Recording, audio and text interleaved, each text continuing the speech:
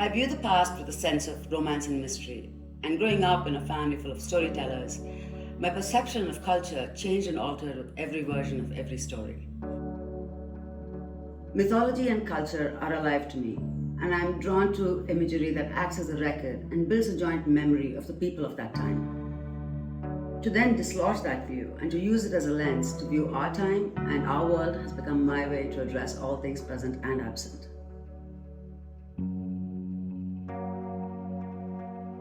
Hi, my name is Smruthi Gargi Eswar. I'm an artist and a storyteller.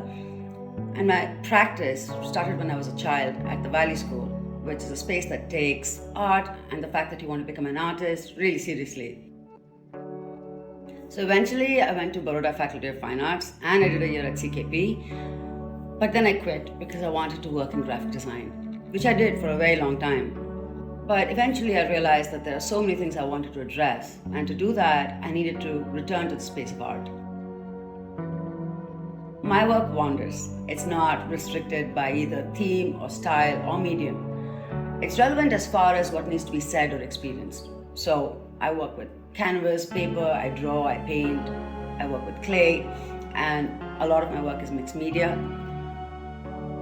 Each work is made in its own way, telling its own story in its own world. But one of the mediums I enjoy most is digital art. I like working with digital art, despite it being a rather complex way to create, because it makes my work more accessible. I remember showing my grandmother how I create my works, and she was surprised that I was still drawing like I would on paper, and wondered what the computer was doing at all. So there's this misconception that in digital art you don't need to draw anymore, that somehow the computer taps into your brain and creates from it. My process is still pretty analog. I draw, color, sketch. So like with photography, I decided to make each of my graphic pieces an exclusive or limited edition.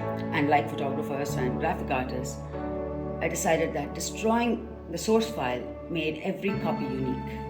So once the pre-decided number of artworks are sold, I destroy the source file.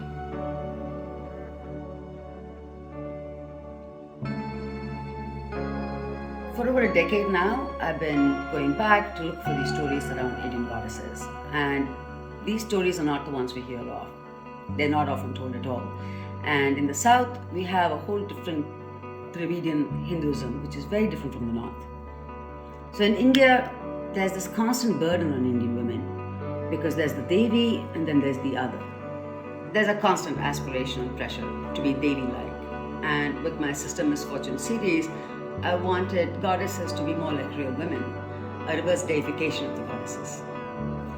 For instance, the Saraswati piece. She's not standing there blessing. We're catching her on her day off, just sitting there with her books and her veena, and Uma, for instance, is reading a book and relaxing with her sleeping lion.